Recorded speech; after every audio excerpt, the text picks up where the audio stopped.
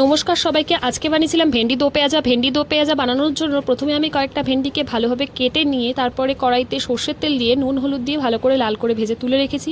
ওই কড়াইতে আরও কিছুটা সর্ষের তেল দিয়েছি। এই রান্নায় কিন্তু আমি পুরোটাই সর্ষের তেল দিয়ে করেছি। এরপরে গোটা জিরে ফোড়ন দিয়েছি, একদম কুচো করে কেটে রাখা পেঁয়াজ দিয়েছি, তার মধ্যে স্বাদ অনুযায়ী নুন, হলুদ, কাশ্মীরি লঙ্কার গুঁড়ো, ধনে গুঁড়ো আর চিনি দিয়েছি। দিয়ে ভালো করে নাড়াচাড়া করার পরে তার মধ্যে আদা রসুনের পেস্ট দিয়েছি।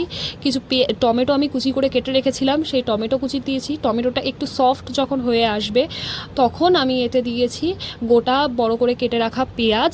সেই পেঁয়াজগুলো দিয়ে নাড়াচাড়া করার পরে পেঁয়াজটা যখন মোটামুটি সফট হয়ে আসবে তখন তার মধ্যে বাদাম পেস্ট করে রেখেছিলাম সেটা দিয়েছি। এটা কিন্তু একেবারে অপশনাল। তার মধ্যে এরপরে এতে কাঁচা লঙ্কা আর ধনে পাতা দিয়েছি। নাড়াচাড়া করে তার মধ্যে আমচুর পাউডার দিয়েছি আর ভেন্ডিগুলো ভেজে রাখা দিয়ে দিয়েছি। নামানোর আগে কসুরি মেথি আর গরম মশলা গুঁড়ো দিয়ে দিয়েছি। আমাদের রেসিপি একদম